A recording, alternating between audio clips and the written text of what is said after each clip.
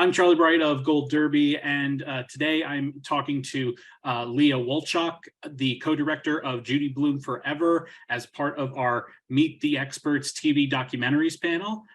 First thing I wanted to ask is, did you have any previous connection to Blume's work before working on this documentary? Well, I wish that my directing partner, Davina Pardo, were here with us today, because together we have a complete picture of, the way that girls related to Judy Blume as kids, because Davina was a huge fan of Judy's work, and she knew all of her books really intimately from the time she was in elementary school. And Davina grew up in Toronto, Canada. I grew up in Jacksonville, Florida in the 80s. In a time when Judy's books were seen as taboo and inappropriate. They were banned, just as they are now. And I sort of internalized a lot of the shame surrounding periods and puberty, girls' bodies, women's bodily autonomy, and did not read Judy's juiciest books when I was a kid. So of course I knew Judy's name. I had read Freckle Juice as a kid. We had a copy of Otherwise Known as Sheila the Great in my house that was like my best friend's copy. But I had never read Are You There, God, It's Me, Margaret. I had never read Forever. I had never read Deanie. So when Davina invited me to direct the film with her, that was the first time I had read any of those books. And as soon as I read the first chapter of Are You There, God, It's Me, Margaret, I thought, damn, my 11-year-old self could really have used this book. And I wish I had read it when I was a kid, because I would have looked at myself really differently. I would have looked at my friends differently, my parents, my siblings, my religion. I would have looked at the whole world differently, I think, had I read that book when I was in 6th grade. You said that your co-director came to you asking you had she already started working on that, on the film, and how does that relationship, and how does that sort of that work dynamic work for you two? Well, yeah, this project is Davina's baby. It is her brainchild. A light bulb went off when she was in the car on a road trip with her family many years ago, I think 5 years ago, and thought, I wonder if anyone's ever made a documentary about Judy Blume. And she reached out to Judy, and they started this probably 1.5 year correspondence before Judy ever said yes to being in the film. And I was living abroad at the time, and I had sworn I was never going to make films again. But when I moved back to the US, Davina convinced me. I mean, Davina and I have been friends for a really long time. We met in film school 20 years ago, and I've always been a huge fan of Davina's work. She's an extraordinarily thoughtful and sensitive filmmaker. And I say we're friends first, and filmmaking collaborators second, but I am so grateful that she invited me into the project, because it's been such an honor to get to know Judy and to get to know her readers and to understand really intimately how profoundly Judy influenced their lives. Do you feel like Blume's like you were saying, her books have always incurred some form of controversy from certain groups of people, and we're seeing it feels like time is cyclical, because it feels like we're dealing with all the same stuff over again, the same arguments and everything. Do you feel like Blume's past experience with censorship can help provide a blueprint on how to fight the current round of book bans that are happening in this country? Absolutely. I mean, Judy Blume has been a trailblazer in every part of her life from the time she was a kid, and especially in the 80s when her books were being banned in places like Jacksonville, where I grew up, but all over the country, in small conservative pockets throughout the country. She realized, after fighting back, that the most important thing that she could do as an author was to group together with other authors whose work was being challenged and find organizations they could work with to sort of get the word out about how parents can challenge the book bans in their communities, how students can challenge the book bans in their communities, and how librarians and school boards can challenge the small groups of parents who were fighting to keep books off the shelves in their students' libraries and schools. I think now what's changed is that it's not just small groups of parents and small conservative communities throughout the country. Those groups of parents have gotten together through social media. They have banded together in these national coalitions of parental rights. And legislators are listening to them, governors are listening to them, and it's becoming a very political issue.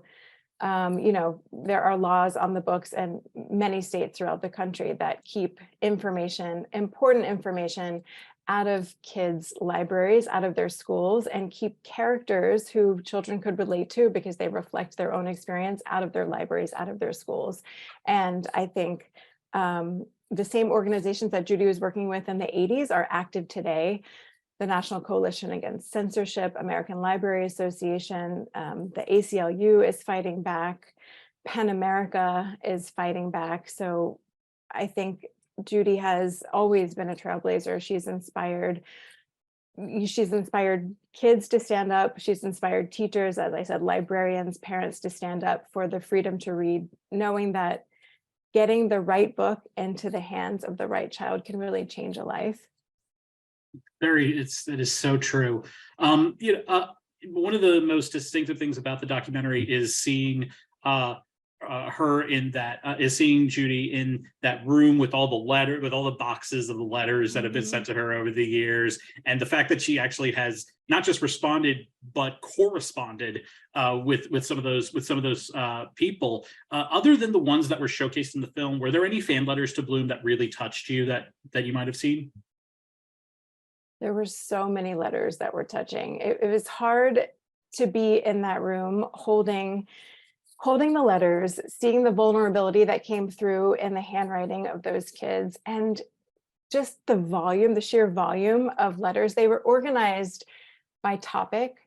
They were organized also by the letter writers that she corresponded with for decades. They each had their own folder in the library, but I mean, she has stacks of letters that were written to her about divorce, stacks about eating disorders, about depression, about sexual abuse, about incest. I mean, dozens and dozens of kids reached out to her because they felt they could not trust any other adult in their lives. And somehow Judy Blume was the one that they felt they could trust.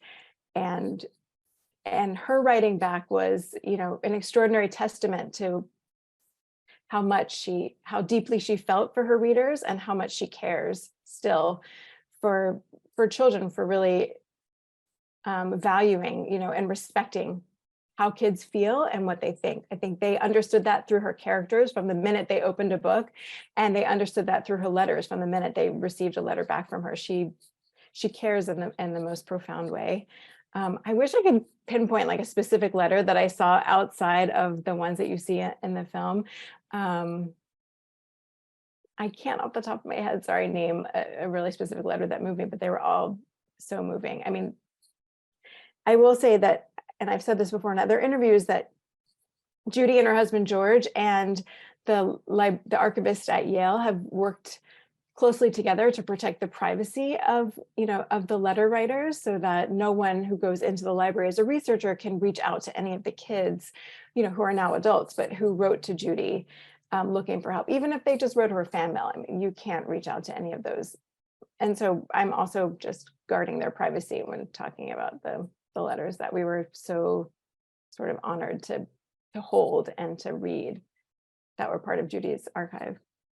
So one of the other distinctive things about this movie is you have a lot of you have obviously a lot of authors in there talking about Blume's books, but you also have some really fun celebrities and non-authors among them, like Lena Dunham and Samantha Bee. How did you choose the specifically like the non-author celebrities that you interviewed for the film?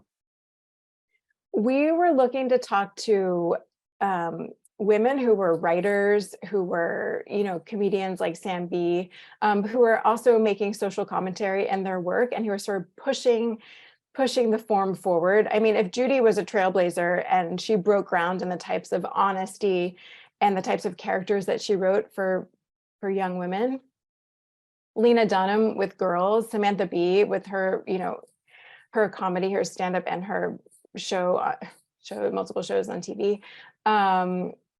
Anna Konkle with Pen 15. I mean, in the first season, I think it's episode 3, there's this whole episode about female masturbation, which never could have happened if Judy hadn't broken ground with Deanie, and just those few lines in Deanie that sort of opened everyone's minds to, yeah, this is something that is normal, it's natural, it should be talked about, it's nothing to be ashamed of. And I think we wanted to talk to women who would sort of push that form forward in their work.